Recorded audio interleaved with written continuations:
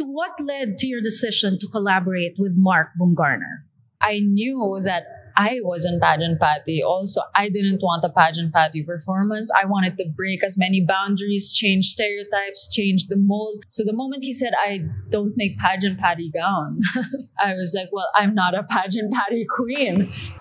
Here are 5 unknown facts about Michelle Dee's Miss Universe journey. Number 1.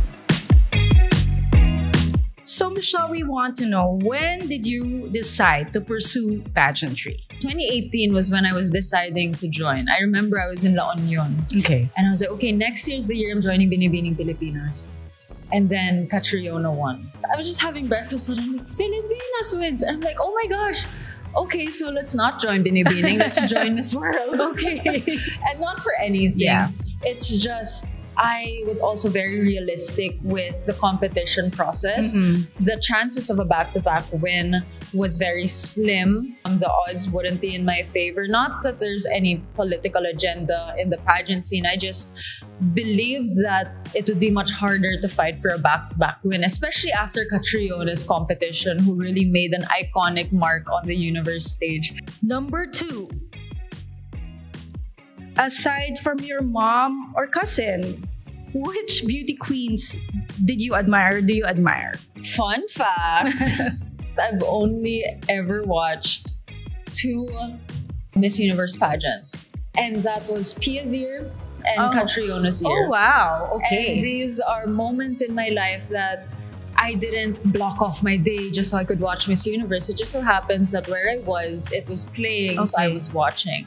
And those are the 2 times that the Philippines won. So that's just a fun fact. But I do really admire Pia.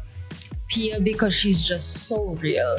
Just the way she handled herself throughout her competition, her career after. Of course, I admire Catriona through and through. I love her mindset. We have such similar stories as well. But Pia has proven to be so aspirational and motivational through everything she does.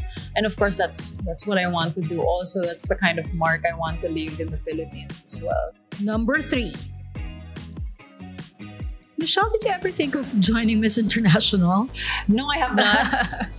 As much as I don't have anything against the pageant, if my mom didn't win Miss International, then I may consider it. But because she did win, I just don't want that extra layer of pressure to be on top of my shoulders. At least, like I said, each pageant will look for something else. And although I am very proud of my mom's accomplishments, again, I have to stress I have nothing against Miss International. It's just, that's very hard footsteps to follow. Yeah, and you're like, yeah, I'll leave it to my mom. That's okay. She can have it. She can have that title.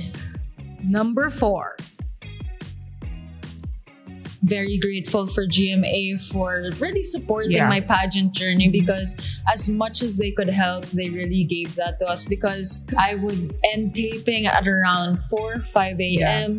I would then get ready and then compete. So that was my whole routine, day in and day out, until I think a week and a half before coronation night.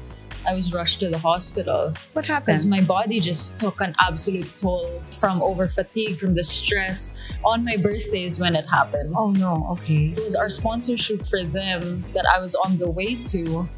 And I just started bleeding profoundly. Like, that time of the month was supposed to be done, but it wasn't stopping. Yeah.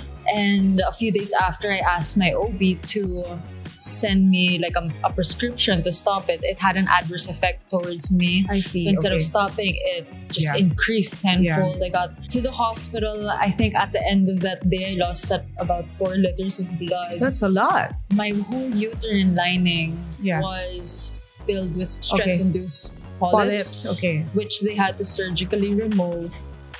They did advise me to pull out of the competition to rest. Of course, I didn't allow them to do that.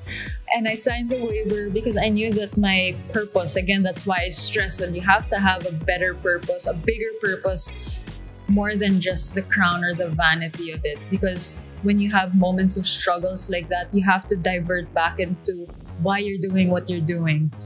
Number 5. what led to your decision to collaborate with Mark Bumgarner? Actually, Mark and I have been friends for years. We've known each other for years. It's only this year that we actually became very, very close. And there was one conversation we had, actually, and I think Mark doesn't even know this yet. So this is a mega exclusive. It's when he said, okay, I can make your gown, because we all know he retired from pageantry already. I can make your gown, but don't expect it to be pageant patty. Mm-hmm.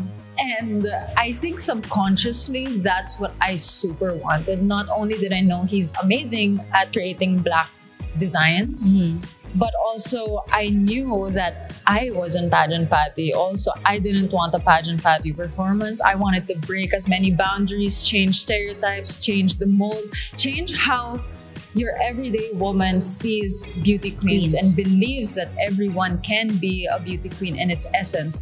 So the moment he said, I don't make pageant patty gowns, I was like, well, I'm not a pageant patty queen. Okay. So the next day, that's when I called him and I said, let's go. Can I come to the atelier? And it was the start of a beautiful relationship. If you want more content like this, make sure to subscribe to the Mega channel.